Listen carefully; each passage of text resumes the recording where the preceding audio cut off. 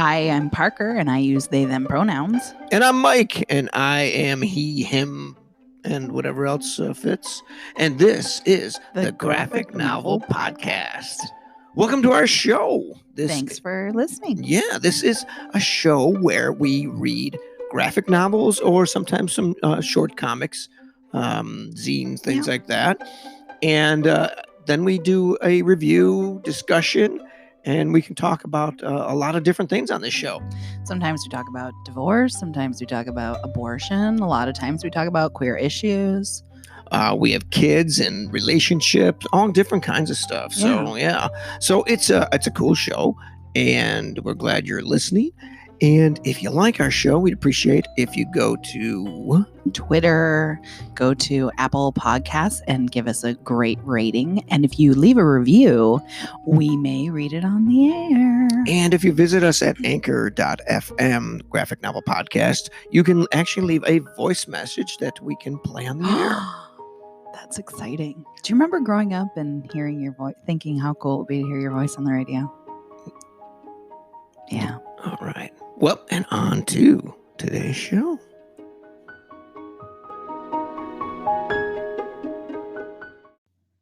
Hi, Mike. Hi, Parker. Happy New Year. Great minds. So, how was your New Year celebrations? You know, it was just wonderful. We were out partying until at least 12:01. 12:01 in our bed. Yes, we had our children. One of them stayed awake. One of them stayed awake. I think we trade off every year. One is awake and the other sleep. And I don't think we've had a year yet where we've had both children awake. Not yet. Next year might be that year. Maybe. But New Year's Eve was good. This town is so bad with fireworks. Yeah, it was a lot. There were a lot. I mean, it didn't bother me, but it bothers a lot of people, especially people that have dogs that get upset by it. Yes, and children. And if we didn't, it's rained a lot, so that I think has made it a little more bearable, because we know that it's going to be harder for houses to start on fire. So that would be your concern with the fireworks. That's a big concern, because we live in a neighborhood with houses very close, and most of these I'm kind of surprised that there was, like, in the neighborhood, right outside of our windows, there was huge fireworks going off. I was surprised. People aren't smart. That doesn't mean they're smart. Just because they live next to another house, it doesn't mean they have a brain. I wish the city would just say, "Hey, no fireworks, and we'll do a lake." But they're against the law. It's against the law in the whole county. Yeah, but they don't do anything about it. Obviously, they're going off all night long. The sheriff's office posted something that said call the. Oh, really? Yes, not the emergency number, but call the non-emergency number, and report it. Interesting. So I mean, I'm sure some people got reported. Yeah. At the same time, people don't want to do it, because then if they come to your house, I mean, do you want to be the one that got caught reporting your neighbor, unless you hate them? So I don't know. Some people do hate their neighbors. Yeah. Yeah, that's a good idea there. Yeah. I like it. All right. Anyway, well, we didn't call the cops on anybody, because... No, of course not. So this is our first show of 2020, the beginning of a new decade. We ended the decade with this show with a bang. Yeah, with this show that we started back in September, I think, or Was August. it September? August? Yeah. Well, we ended with number 20. This is episode 21. So, are you sure? I think this is episode 22. Again, counting. I think we have this argument every time. The bonus episode is 20. This is. It's on our calendar right there. Look. We did this when we were recording last week too. Yeah, I know, and I was correct. And you were wrong. No, I was right. You were wrong. That was episode 20 last week. What do you have up there? You're right. This is 21. Oh, I'm right. 21. This is 21. We ended the year with number 20. But we were were you getting confused? We did the bonus short run episode. 2020. We did the bonus short run episode. We should have planned that better. We should have skipped a week. That was 21 technically, but we didn't count that we just counted it as bonus. No, that doesn't count. That does not confuse me one bit. Okay. It's just the 2020 stuff. I'm just all messed up. So we got a bunch of good stuff. Let's see. It's January, so we got a bunch. We've got several preview books. Oh my God, it's January. Yes, it's the beginning of the new year. We got several preview books. We're doing one today that we've received from the publishers. Next month we are going to celebrate Black History Month by doing all books related to Black history or Black creators. Yeah, they're not Black history related necessarily. If we do March, yes, that is Black okay, history. so one of the books, but our goal was to showcase Black creators. Yeah. Correct. So that we're going to do that next month. And we got a lot of other stuff. Like I think we mentioned last week that we've got enough books to go probably for. I think it's just hitting me. It's just hitting me that it's January. I know you get to the bottom of December down there at the very bottom corner, and then all of a sudden you're at January 1st up at the very top. I don't see it in that kind of. Linear. I look at calendars in my head, and so it's at the very top of the year. And that means I'll be getting a raise soon, which is a nice thing. Yeah, woohoo! Money. Yep. Well, I got to pay the bills, so somebody has to pay the bills. Yeah. So it's gonna be. It should be. If everything goes well, it'll be a good year. I hope it's a good year. So do I. We can use one. It's my 10th anniversary this year too. Yeah. So that'll be in October. Yeah. So we'll talk about that then. But we've mentioned it before. We shouldn't talk about October at the beginning of. Oh no, we got a long way to go. I just saw that Short Run posted that this is their 10th anniversary this year in November, so they're gonna have they're planning a lot of special events in March, cool. Just a couple months away. We're gonna be at Emerald City Comic-Con. My friend's gonna have her baby soon. At the Comic-Con? No, I'm just thinking about all the things in the January. Yes, this is a big. It's January. We were talking last night. This decade is going to be huge. Our kids are both going to be teenagers. One of them is going to graduate from all the schools from elementary all the way through high school. They're going to be 20 years old by the time the decade is over. Who do you think is going to teach our kid how to drive better? The place that we take them to. But you have to practice with them. Once they get the education, then we'll be fine. You have to do it every week. Like once you have to let them drive. I remember making my parents let me drive. You know, like fighting. I remember fighting with my brother over who got to drive the car while we were with our parents. I don't think my parents took me driving. I think all I got was. Oh God, you're so old. No, I went to driver's ed in school. Yeah, we did that too. I did that over the summer, I think it was. And mine was not. Mine was over the winter. I think it was over the summer.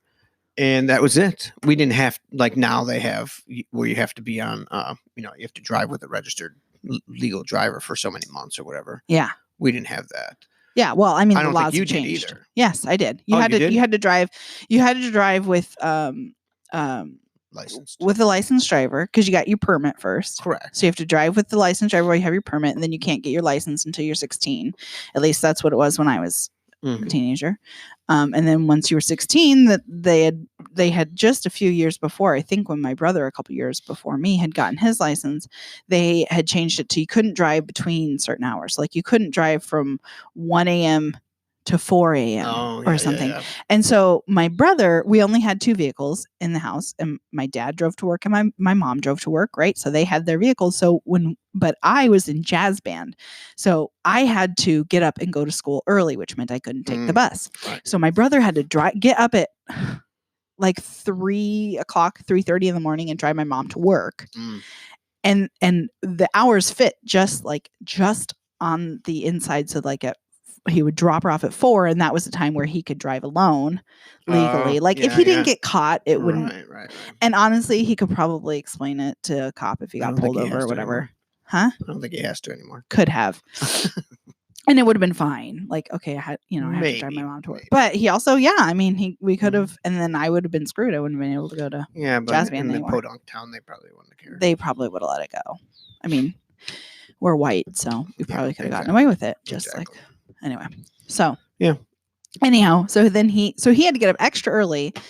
Thank you so much, Michael, for making sure that I could get to jazz band every day. Yeah, and then getting up extra early. Drove you to school. I didn't and then he drove me to school. And then he went to school. Well, yeah. Well, sometimes we drove the whole neighborhood to school, so that they didn't have to take the bus. We'd all go. So then Michael and my friend Melissa sometimes she would ride the bus, but my friend Amy. And I think it's just us. We would all go to school, and I would go to jazz band, and they would sit for 45 minutes to an hour Oh, before really? school started. Wow. At least half an hour before other kids started showing up. Oh, wow. And just to hang out. I don't know at the lockers or I don't know what they did. Wow. I know, like I'm really grateful for the ability to, and eventually I started driving, and then I just drove myself. I don't remember really ever driving. We moved to town. We moved closer to the school, so then I didn't have to worry about. Right. I didn't have the neighborhood people, so no. I'm sorry that you guys couldn't get rides to school. You had to ride the bus, but they still got to sleep in a little bit because. Our school bus, we were on the early part of the route. This is so like nobody gives a shit about anything that I'm saying right now, but we were on the early part of the bus ride. I'm going to finish it. You're going to suffer through it. We were on the early part of the bus ride, so we had to catch the bus at like 6:30 to get to school at 7:30. So when we drove to school, we didn't have to be to school until 7. So we could leave at like 6:45. So it was like 15 minutes sleep in, which when you're a high schooler, that's like the world, 15 extra minutes. So to answer your question is, I asked a question. You'll probably be the better. Oh, back to that. Yeah. Even though I'm a trained driver, that's the other thing commercial too, driver. Though we have 2 cars that are both standard. Yeah, but by the time they drive, I think in 5 years. You think in 5 years these cars will be gone? 6 years. Yeah, one of them. I feel like I want to train them on standard. You don't think that I know it's not important. No, but I don't. It wasn't important when I was a kid either. But no, if they want to know, we can teach them. But I don't think it's something that they need to know. I didn't learn on one, but I taught myself, and I bought cars that were like that because they were cheaper at the time. They're usually cheaper now too, but they sell even less of them now. I always wanted a standard. I mean, even when we were car shopping, I was like, yes, I want a standard. Well, that's what we bought. Yeah. I think the second car wasn't planned to be a standard, but it just happened to be. I was listening to this podcast. Gosh, I can't remember the name. That's so terrible. Anyway, it's these 2 women talking about, they give advice and then they do interviews and stuff. It's an awesome podcast. I wish I could remember the name of it. Awesome. I love it. Anyway, they were talking about people who date outside of, they're like, you should not date somebody who drives an automatic or who drives a standard if you don't know how to drive a standard. Like you can't date outside of that. Because they're like, well, what if we go out and you drink? I can't drive your car now, and so we're stuck. They've obviously come across all the people. But then all the people, like, there's lots of people who don't even drive at all. Like I dated that guy who didn't drive. He never driven because he was born and raised in New York City. Like you don't drive there, and so like. And that's the thing. I mean, how many times on Law and Order have we seen that where people are like, I don't drive? We've seen that on Law and Order a lot because it's in that. Yeah. Yeah, it's the same thing. People don't. I mean, don't have as many cars, buses, many cars as you as are on the street in New York City, but nobody drives. Yeah, exactly. Like, where the hell are all these cars coming from? They're all drivers. A lot of them are taxis. Too. Yeah, taxis and like people Ubers car now. service. Yeah, well, yeah, but where the Ubers come from? Those are supposed to be. Those are just everyday. The city. You're right. They probably drive into the city just to drive people around. They probably do. Yeah. Anyway. So we got a ton of great stuff coming up this year. But let's ramble on about more personal stuff beforehand. A lot of great stuff coming up. So yes, this year is going to be fabulous. We think it's going to be good. It's going to be good. It's going to be good. Good. Again, feel free to contact us if there's something that you want us to review, or if you've got comments about one of our reviews. Yeah. We love to hear from our. We love to hear from our audience. I've got got a new one from Viz Media. They do Viz does manga. So got a preview of a book called No Longer Human from Junji Ito, original novel by Osamu Dazai, something like that. So maybe you should apologize in advance for you just did that pronunciation of names. You just did that for me. You can apologize. It's based on English translation by Donald Keene. And it's pretty good. It's are your glasses not working?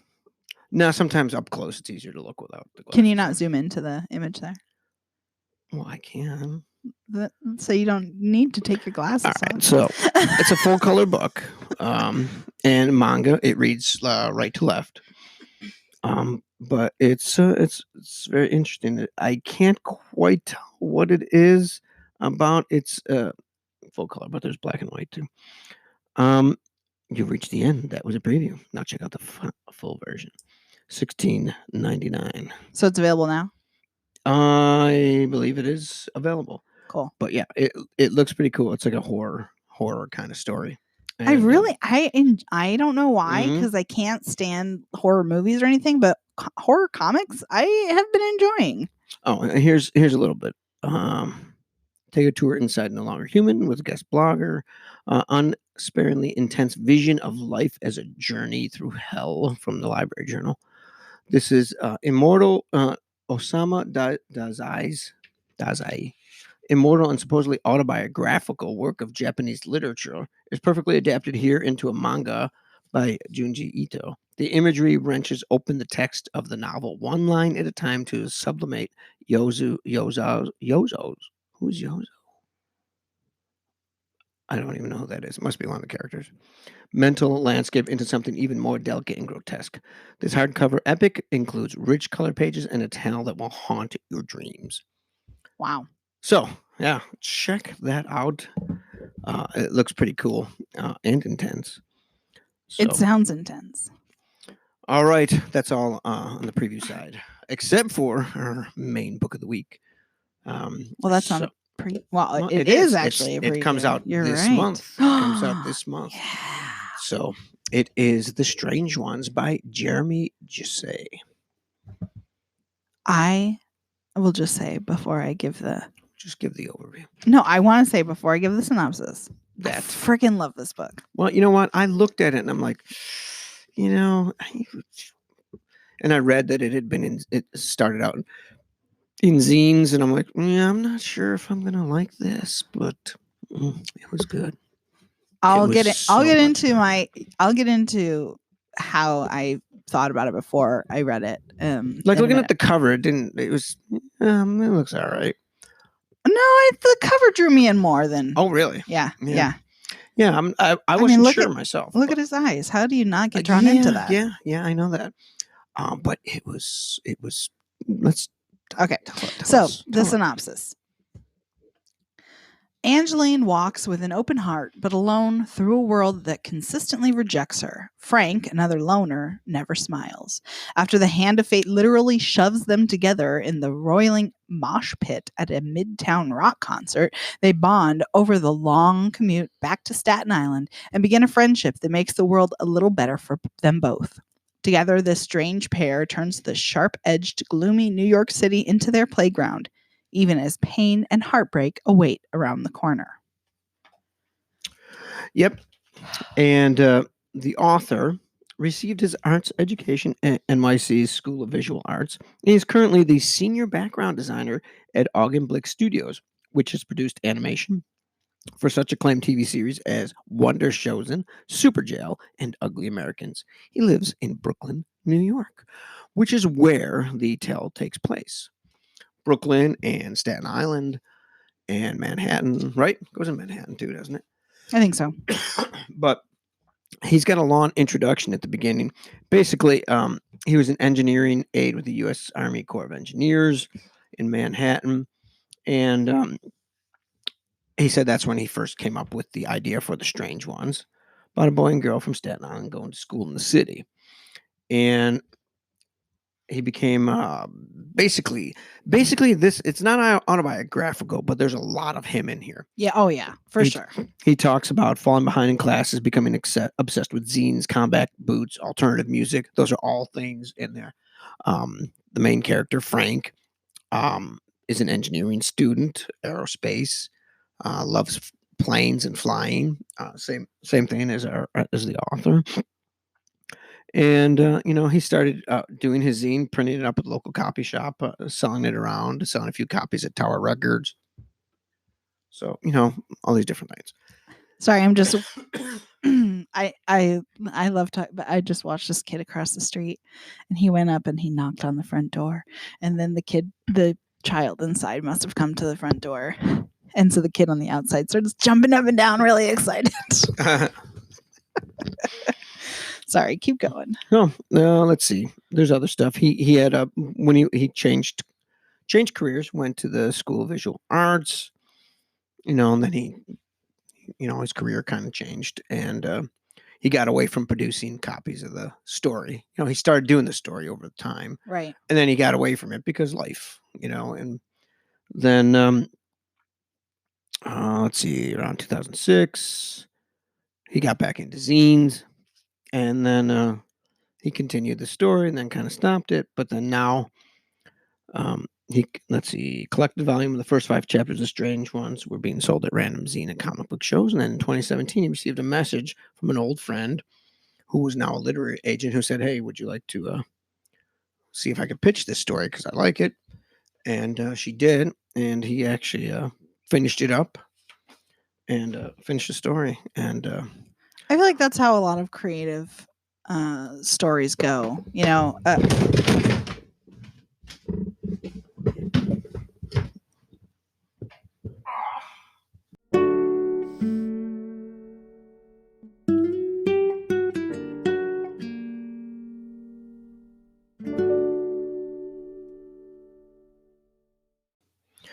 all right, we had to take a break there because I fell off the chair, and it was a little painful. You okay? Yeah, I think I'll live. My hip hurt more than anything. Yeah, well, you landed really hard on your hip.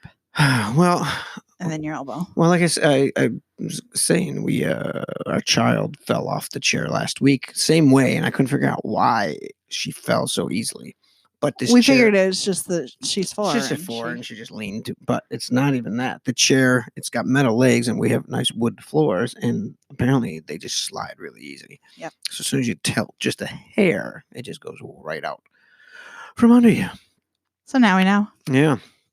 So, but you were saying about how creators, yes, writer's block and stuff. Yeah, I feel like it takes a lot out of you, I would think, to create a book, a graphic novel, a book, any of those creative things. And so I'm sure a lot of people find that they start something and then, put it to the side for a little while and then come back to it. That's what I did with my first novel. Yeah. I had written it. Yeah. I sent it out to a few people for some critique, and they came back with comments and changes and ideas. Yeah. So it had sat for some months by then. So when they came back with that stuff, I was like, oh, yeah, that's some good stuff. And I ended up basically rewriting the entire book, moving sections around and then adding characters, adding storylines. Yeah. And basically doubled the size of the book. Yeah. But that's how it is when I'm done with a book. For me, when I'm done with the book, I'm done with it. Yeah. I erase it from my memory. Yeah. It's because it's so draining. I love doing it, but it's so draining on your brain. Yeah, I'm sure. Doing the history books, I mean, you know how much work. It's basically 6 months of nonstop, no family, anything. It's a lot of times. I remember. It's whole weekends. Yeah. But yeah, and then once it also fills your cup. You enjoy it. I do. Yeah. And then once it's done, I just, I'd go to book signs and people are like, hey, da da da da. I'm like, I don't remember. Did I write that? And I have to look it back. I have to look back in the book and see, did I write about that? I don't even remember what the hell's in the book anymore. Yeah. Yeah. But we were also talking last night. This is the 20s. We're in the 20s again. Oh, yeah. I write about the fucking 20s, the 1920s, which is kind of weird. Well, some fashion designer is going to come back with some of that style. Now we're in the 90s right now. Right now, but 90s. This is the 20s. Somebody's going to come back. We were sitting at Costco eating lunch, and there's this group of teenagers, and it was like I was back in high school or something, like watching these they all had bleach blonde hair. There was 2 of them had like bowl cuts almost, and and with the like jean, like what do you call it? The raggedy, torn jeans. Torn jeans. I guess that's what they are, but they're called something, aren't they? No, just torn jeans. Yeah, that's nice. Oh my God! Somebody is driving with their baby on their lap. Oh God! Don't worry about it. Anyway, geez, that drives me nuts. Okay. Anyway, it was the strangest thing, just seeing this group of teenagers, and I just had these flashbacks too. Yeah. Anyway, and so yeah. But what were we talking about? Well, now I can't stop thinking about creators and stuff. But yeah, that's so. The Strange Ones is about Frank and Angeline. They're two people, don't know each other. They happen to run into each other a couple times, and they run into each other at this concert, and then they find out that they don't talk. They just kind of run into each other. Yeah, which at first I thought was so. When I first started reading it, I was a little concerned because I was like, oh, I don't know. The author is a guy, and sometimes and the book is written from her perspective, from Angeline's perspective, and I was like, I don't know how well he can write from a women's perspective, and especially when you're seeing this guy who he's drawing with black eyes and just very creepy. I get strange. As this strange guy, and I'm like, I don't know how this is gonna go. And then he did amazing. He just blew it out of the park. I loved it. I was so glad that I stuck with it, because if I would have just stopped at a couple pages in and been like, no, I would have been so disappointed in myself, because he did an amazing. I thought that too. I think more about that now. A man writing a female character, especially as the lead character and the narrator of the story. It's like, can he pull it off? He fucking successfully. He did. And he really did. Yeah. Jeremy did an amazing job. The story's great. There's no sex in it. It's all black and white. Like that. No, because they weren't a couple. They were friends. They weren't. No, they became friends. I was waiting for that too. Like I was thinking, like, okay, when does it come? They easily could have. I feel like they could have, but I think that their relationship was exactly what it was supposed to be. And then the eyes too. I didn't get it, and then he was just. God, I can't. I don't want to give too much away, because there's so much in this book that just go out and buy it. Just go out and buy it, everybody. The Strange Ones. It is from Simon and Schuster. Yeah, and it's Gallery 13, Simon and Schuster. But it's. Do they have Jeremy's Instagram or Twitter or anything on there to follow too? No, I'll look. But I think we follow him on Instagram or something, don't we? I don't know. Maybe Twitter. Fine, but anyway, but so it's all black and white. Yeah. So I was curious. So you find, oh God, can we even tell? Just give a little bit. You don't have to give the whole story. No, I know you don't want to give the whole story. So I mean, they meet each other, and then they find all these strange things. I really like when they are like the way that they Frank talks about. They also have a weird sense of humor. He's got a Twitter. It's at Jeremy_Jusay. Okay. So he talk like they're on the ferry, because they live on Staten Island, right? So they take the ferry, and so he notices the way that the waves look and stuff, and he's like describing it in this way that just, I feel like the average person wouldn't look at it. And so I liked all those little details in there that are like, just tell you how cool this. I mean, cool in my mind, but strange in other people's probably. Well, as one of the things that I found very interesting was, especially early on, his art style. He uses a lot of like lines and cross hatching and different techniques. Do we say it was all black and white yet? I can't. No, remember. It's all black and white. Yeah. And you could see how his style, it progresses over time, and it's similar, but I think he became a better artist over time. Toward the end, you think? Yeah, I think he became a better artist. Although it's not a lot different. No. He's very he is very talented. His realistic drawing. Yes, it's very good. He draws like faces really nice. Yeah. Like you can see a smiling person looks like a smiling person, and it's really easy to read.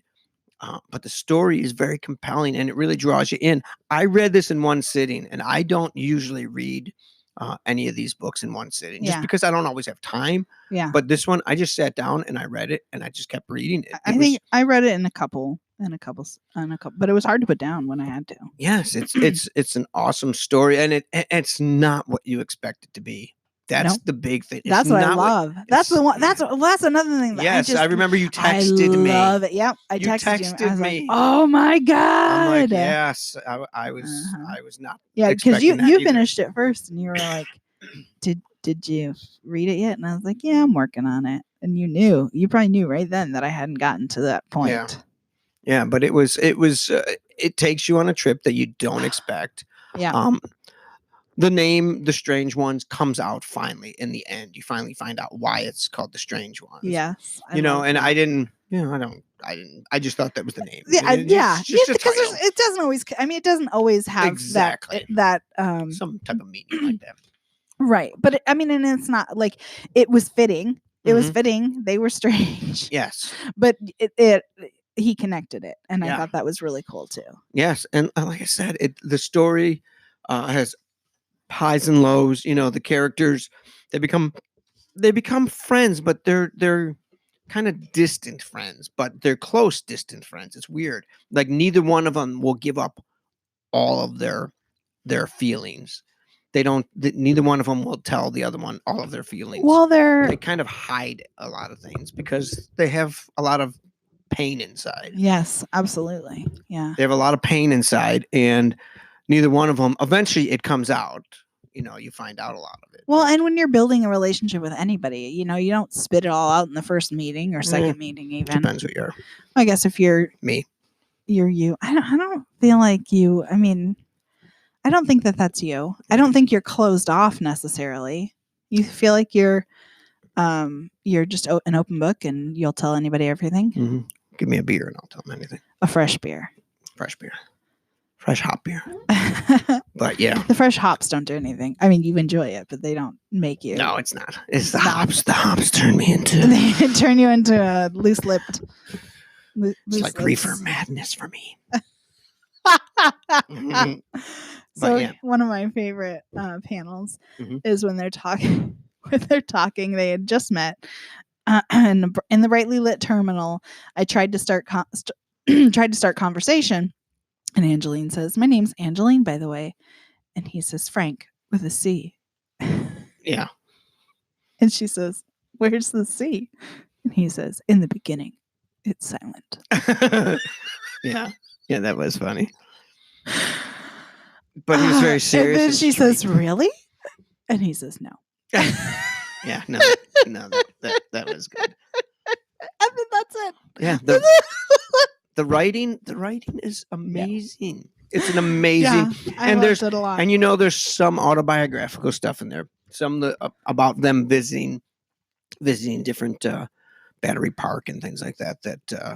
I feel like if you've spent a considerable amount of time and not even considerable, but I've been to New York City twice in my life. You've been a handful of times, so we don't really know. I don't really know New York City at all. Mm-hmm. So the things that they were talking about really didn't have much meaning to me, but to somebody who knows New York City, they probably connect with it even more. So no, I know Battery Park from Law and Order, but shut up, really? Well, yeah, I guess I don't. Do I not pay that much attention to? I don't. They're just neighborhoods, probably when you're watching the show. It's just a neighborhood, so you don't really. Yeah. But the thing is, my friend from New York City is listening to this, he's going to be so disappointed in me. But it's like I said, his perspective. You know, the way he draws, different perspective. Yeah, for sure. And the characters and like all of it. It's great, and I love the way he lays out the panels. Yeah, and he's got a really great sense of design for doing all that. And he has some Filipino cultural stuff in there too. Oh, that's right, because Frank is Filipino. Yeah, Filipino American. That's right. There's some of that. And that it all ties together. There's a lot of little things that all tie together. I know. And so well. Mm-hmm. And it really is a great story that has a lot of surprises. And when you read it, you'll be pleasantly surprised. I think that almost anybody that reads it would really like it. It's great. I'm glad that it's being released. It comes out, I think, on the 21st of this month, if I remember. Okay, so I want to ask you a question. I want to try and not give away the book. So I'm going to ask you a question without 192 pages, and it comes out on the 14th. So when my Uncle David died, I don't remember whether it was a discussion really between the adults. I was just a child, but I remember my mom saying that my uncle didn't like big deals to be made. So maybe he knew he was dying. Maybe he specifically said, "I don't want a memorial." And I remember that I felt like I needed the memorial. And so several years later, we buried his ashes in the backyard, and by my tree. And what was the tree's name? Medicine Man. Okay. And that's a discussion for another show. Yeah, I think we may have talked about it. We may have. That I was told to never tell anybody in the world about it, and I'm making it public knowledge. Melissa, Amy, Michael. Yeah, they all knew about Medicine Man. That's what I mean. They don't. Michael's the other one that probably listens. Well, yeah. I think Melissa said that she listened at some point, but certainly not. Whatever. Anyway, so I remember feeling guilt because because I had this memorial for my own closure. Mm-hmm. And I remember feeling so guilty because my Uncle David didn't want anything. Right. But I needed it. I mean, it helped me, but I remember then going and I think my mom found me in my room crying with a picture of my Uncle David that we have downstairs. And I think it was after that she decided we should probably do something to kind of help me, give me some closure. But I remember feeling so guilty that I felt that I needed that when he didn't want anything. So I guess where I'm going with this question is there's a funeral in the book, and I felt like the person whose funeral it wasn't well represented. And so I'm kind of curious, like, what if you were to have a funeral for somebody? Let's just say, like, I guess you don't really know because I guess sometimes you don't. Question. I guess sometimes you don't talk. Well, I'm just trying to think, like, if you don't talk about death, which I feel like a lot of people. I don't know if maybe in Filipino culture that's something you don't talk about, but if you don't talk about death, then you don't really know what somebody would want for their funeral. So, like, if you dress somebody in, I mean, a lot of trans people, I feel like, have this situation as well, where their family will put them in like a trans woman, they might put them in a suit. Oh, yeah. And so I'm just kind of wondering, like, how do you make that decision about a dead person? Because, like, because the person's dead, right? Like, they don't know any difference. Exactly. And the funeral is really for the people who are living. Correct. So how do you make that decision? And that's the thing. Funerals, wakes, those it's for the living. It's for the living to get together. People that don't see each other will suddenly drop everything. Yeah. And come together for 2 or 3 days. But I feel like I would feel like a shitty person if I know what you're saying. I dress somebody in a way but that didn't represent them. That's their family, and their family didn't accept who they were. That's part of the reason, I'm sure. Yeah. And that has nothing to do with this book. We're talking about. I'm really going off here. But yeah, and that happens because people, they don't accept, they don't accept that somebody, like, how many times have we heard about gay partners who aren't allowed at the funeral or whatever because the family never accepted that they were gay. So, right. I mean, it happens. And if the family's the one who controls that, they're the ones who control it, and there's nothing that anybody can do about it. If they decide that you were born a boy and we're going to dress you as a boy, even if that's not how you identified, right? The family's the one who's paying for the funeral and doing it, and they're going to do what they want. And do you think do you feel like that's acceptable though? No, I don't. Okay, well, let's not talk about in trans identity necessarily. I just said but yeah, I know, well, because I brought it up too. But because, like, if I was to die and if you were to put me in a dress, like, I wouldn't know any different. No, you wouldn't, but I would never do that. I wouldn't do that.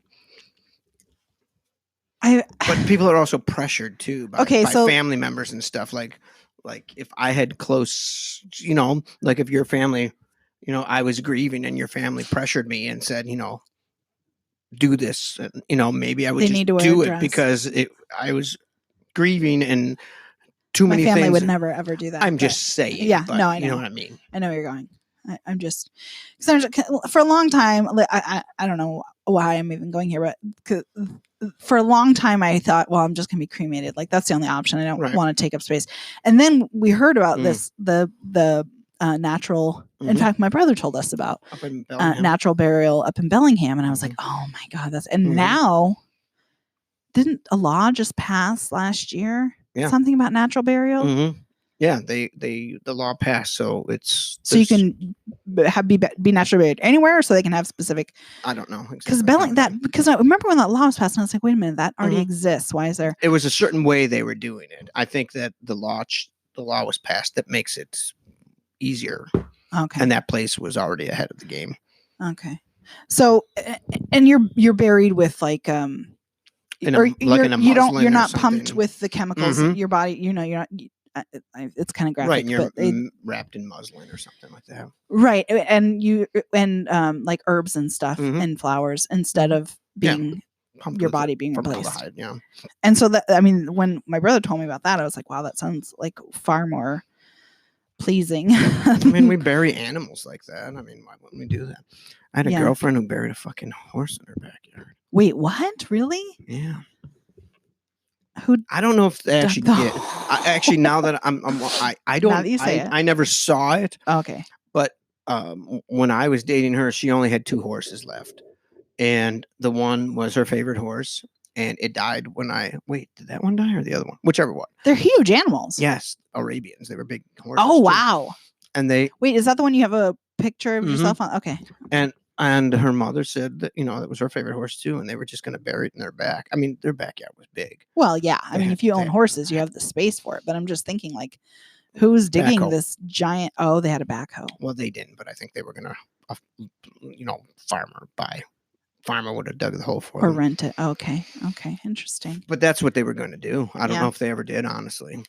I wonder if there's some kind of law that says. Oh, I'm sure that's not okay. You don't think so? But it's still an animal. I mean, it's not human remains, right? No, but I'm sure it's not okay to bury a horse in your back. I don't know. If you're not in city limits, I feel like the restrictions are kind of. Maybe. We should probably look that up. It's not important. Because I'm interested. We're not burying a horse here. Oh, we don't even have space to bury a horse. We couldn't bury a human in our backyard. Not that we would ever want to. Not that we haven't yet. But yeah. Why on earth would you go there? Anyhow, The Strange Ones by Jeremy Jusay. Jusay? I think that's how you say that, right? We need to. I should apologize beforehand. Yes, because should we have a disclaimer at the beginning of every show? No, we should just do the homework, but we don't think about it beforehand. But it's an awesome book. Order it from your comic book shop. Find it. You can get it online, probably SimonandSchuster.com. It's probably going to be Gallery 13 is what it is. Gallery 13 is a graphic books line within the Gallery Books imprint dedicated to publishing the highest quality of visual storytelling, championing the graphic novel format as a mainstream medium of art, literature, and commercial entertainment. Launched in 2017, they publish both fiction and nonfiction. Gallery 13 just launched in 2017? And, I didn't realize original they have not been around very long. Adaptations. So, yeah. I think that's what we should do today. What's that? We should go to a comic book shop? Downtown. Comic book shop? Soto. Yeah. What's in Soto? Fantagraphics. Fantagraphics, yeah. It's New Year's Day. I don't know if they're open. Oh, they may not be open. But we can check out. But anyhow, this is a great book. I really enjoyed this book. Me too. I loved it. If we gave ranking systems. Yes, this would be a 5 out of 5. Easy. 15 out of 10. I loved it. I was surprised how much I enjoyed the story. And because I think it's not exactly what you would expect. Yeah. It's 2 people who become friends, unlikely friends, but who have things in common, which you wouldn't, on the outside, you wouldn't guess. Yeah. But they have things in common, including pain. And then there's twists in the story, too. Yeah. And it's really good. It's amazing. I loved it. Yeah. It's not a fantasy tale. It's not a horror story. No. It's not a memoir. It's none of these things, but it's just a really good novel. Yeah. It's emotional. I mean, Mhm. it definitely brought out a lot of emotions in me. Yeah, it's really good. Yeah. So, Not that that's difficult to do. yeah, but we definitely recommend this one. Yes. And it was something that, when I had read it, I was at work. I asked Parker, "Did you read it yet?"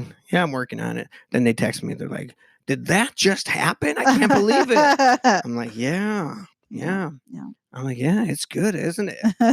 Yeah. It was surprised both of us how good it was and how much we liked it, and kudos for him. He's great. Fabulous. Great. Just fabulous. I would Absolutely. if Jeremy does anything else, I mean, this might be his opus, the greatest thing that he's done or will do, because he's an I hope not. I hope he does. He's in animation, maybe that's what he really loves. Well, yeah, that's true. If that's not, This was if he's not called to this, out, then yeah. If he's not called to doing more graphic novels, then follow your heart, obviously. But if you do, I would. If you do, I want to read them. Yeah, I'm in line first. Yep. Yeah, absolutely. Okay. Well, thanks, Jeremy. Thank you very thanks, much. Simon and Schuster and Gallery 13 for sending it to us. Appreciate Absolutely. it. Yes. But until next week, I'm Parker. And I'm Mike. And this is the Graphic Novel Novel Podcast.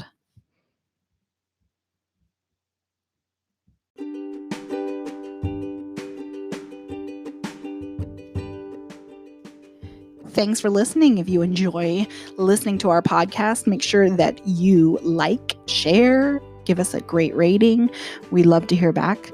You can find us on Twitter at Graphic Novel Pod, or you can check out our Instagram at Graphic Novel Podcast. Or you can visit our website. We got a brand new website. It is graphicnovelpodcast.com.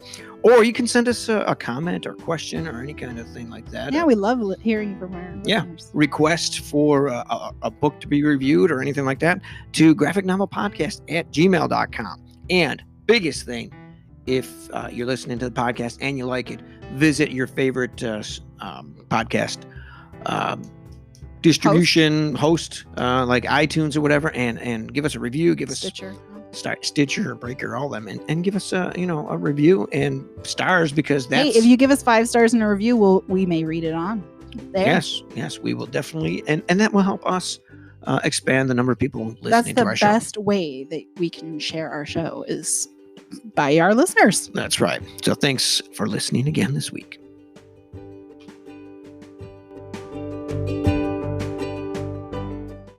The podcast you just heard was made using Anchor. Ever thought about making your own podcast? Anchor makes it really easy for anyone to get started. It's a one-stop shop for recording, hosting, and distributing podcasts. Best of all, it's 100% free. Sign up now at anchor.fm/new. That's anchor.fm/new to get started.